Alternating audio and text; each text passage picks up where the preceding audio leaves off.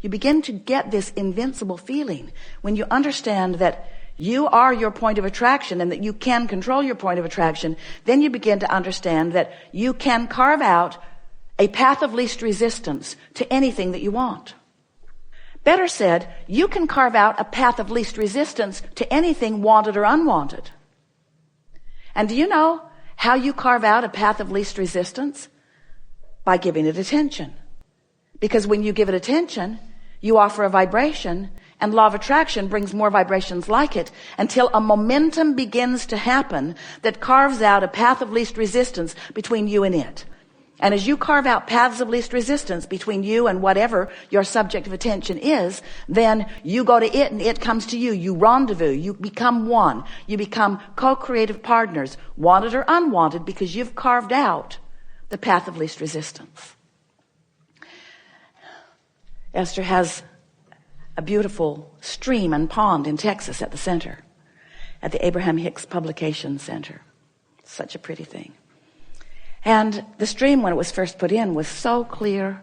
The fish were so beautiful, but over the years, it became increasingly cloudy until Esther realized she couldn't see the fish. So finally, it was determined that the pipes bringing the water back into the pond were all clogged up from neglect. So they just laid some new pipes.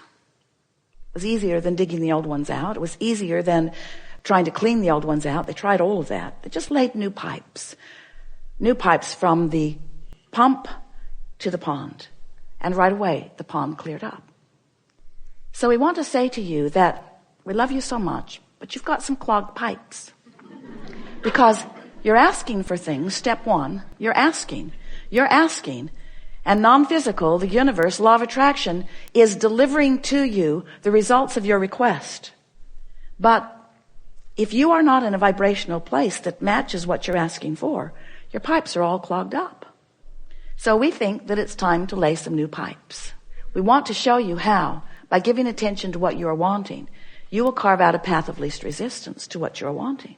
It's such a good place for us to be at this point of this discussion. So, let's say that you have a list of things that you want. Emotions that you want to achieve, or discs, the disc that you want to achieve, or conditions, physical conditions, relationship experiences, material objects. So let's say you have a list of them.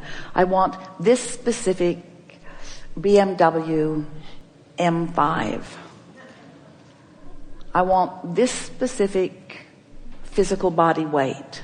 I want this specific feel and texture and deliciousness of a relationship. So you have this list of things. So there it exists. Now make this statement about it. I want to have fun on my way to that. I want to have fun on my way to that. I want to have fun on my way to that. I want to have a really good time on my way to that. That puts everything in the proper perspective. You see what we're getting at? I want to have a good time on my way to that. Because it's a journey that never ends. And so it doesn't matter whether the steps are small or large. It just matters that they're fun while I'm taking them. I want to have fun on my way to greater clarity. I want to have fun on my way to figuring out this high-flying disc. I want to have fun on my way to my ideal body weight.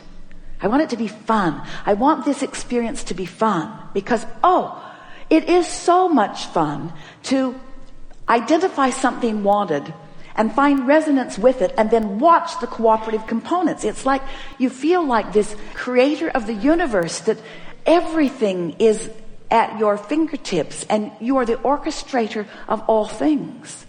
It is so exhilarating. It is so fun. It is so fun on my way. It's going to be so much fun on my way to that BMW M5. So much fun. It's going to be so much fun on my way to 120 pounds or whatever you want. It's going to be so much fun. So much fun. It's going to be fun on the way. It's going to be fun on the way. Fun on the way. Fun on the way, because all along the way, I get to feel inspired. All along the way, I get to see results of my inspiration. All along the way, I get to see other cooperative components. All along the way, I get to feel the inspiration. Fun along the way. There's no gap between where I am and where I want to be, because where I want to be is on a disc that I can do now.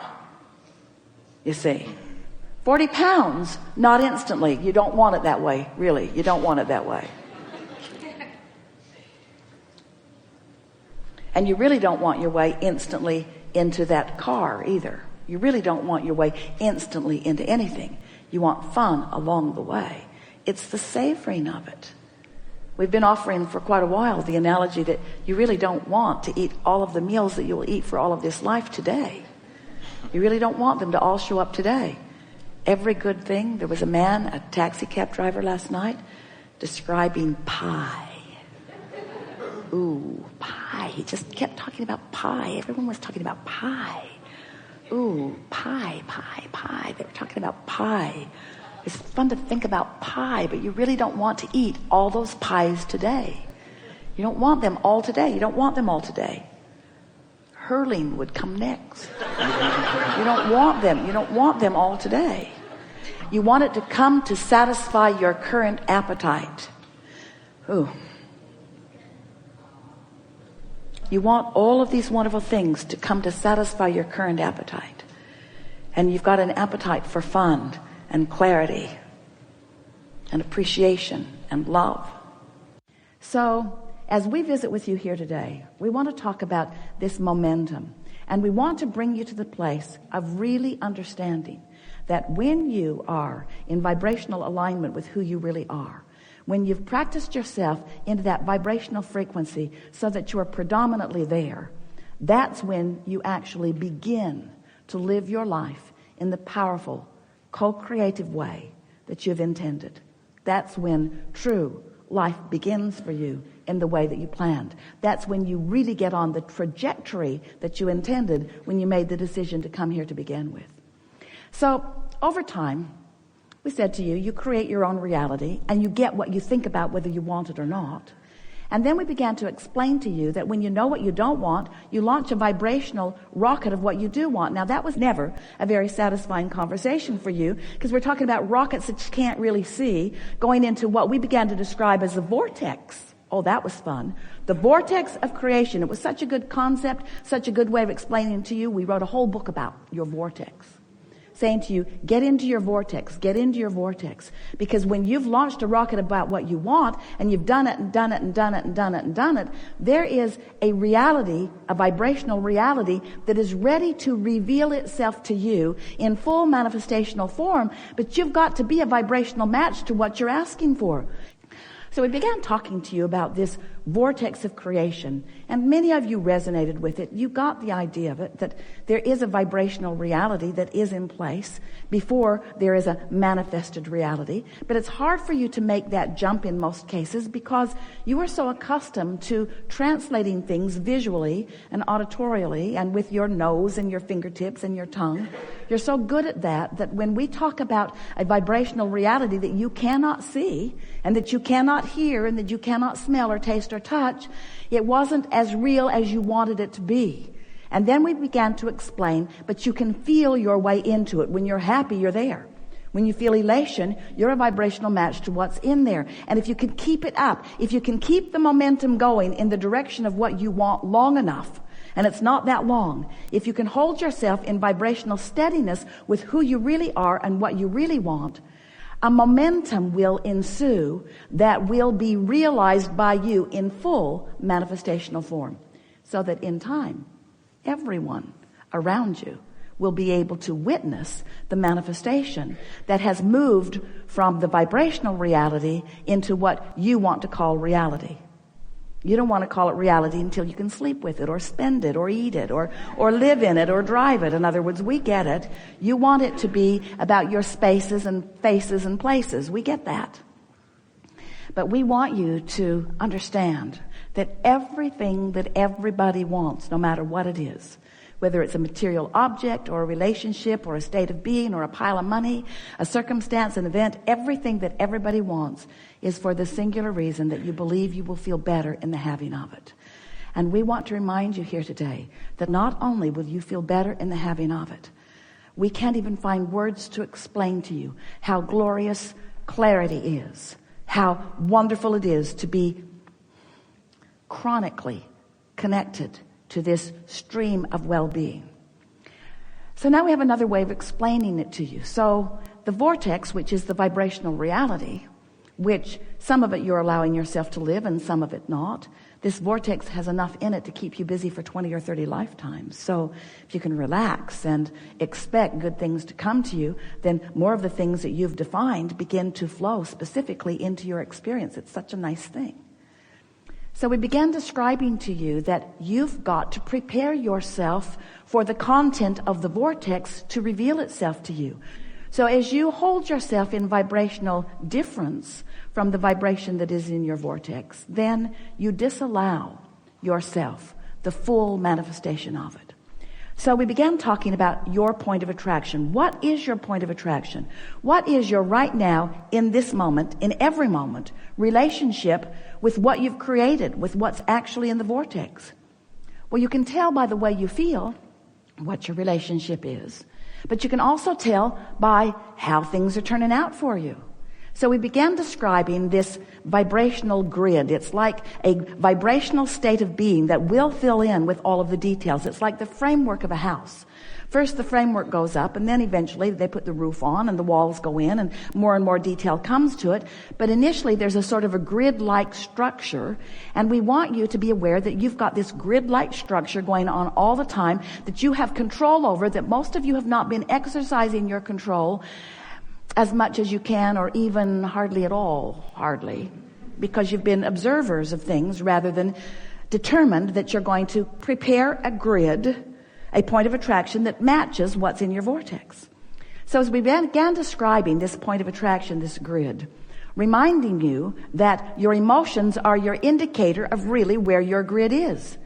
So if you recall the conversations that we've had about the emotional scale, where there is despair or powerlessness, and there is revenge, and there is frustration, and there's hopefulness, and then there's love and eagerness and all of those things that feel so good, appreciation. So this emotional scale, we want you to now superimpose over this emotional scale of not feeling good to feeling really good, these spinning discs, your point of attraction. So Esther began thinking to herself, what disc am I on? She'd say to someone, I'm on the Henri disc, so you might want to stay away. But the truth of it is, no one can stay away because law of attraction is so powerful, especially if there's momentum going. So what really happened is, even though Esther said, stay away, I'm Henri, really what happened, other Henri people joined her on her disc.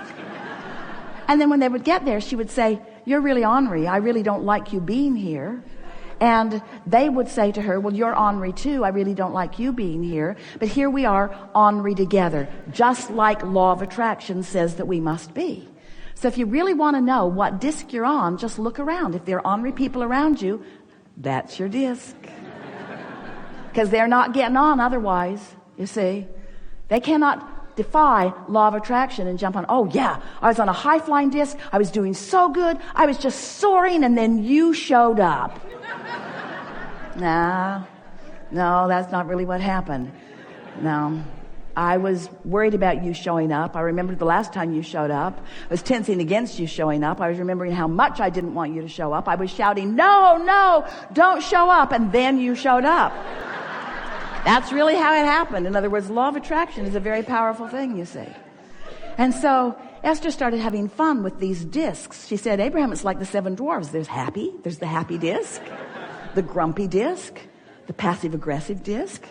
She's up to about 200 dwarfs now, as she's finding all kinds of places in this range of emotions. So we want to call your attention to your point of attraction. That's really what we want to talk about. Because if you will take it upon yourself as your conscious responsibility to choose the disc that you're on and then stay there deliberately by thinking about things that make it easier and easier for you to stay there, then you're going to start rendezvousing with more and more that makes it easier to stay there until you will have a momentum going that will keep you chronically, usually, often, most often on this high-flying disc. It's really, really wonderful to be on the high-flying disc, tuned in, tapped in, turned on, feeling clarity and passion and love.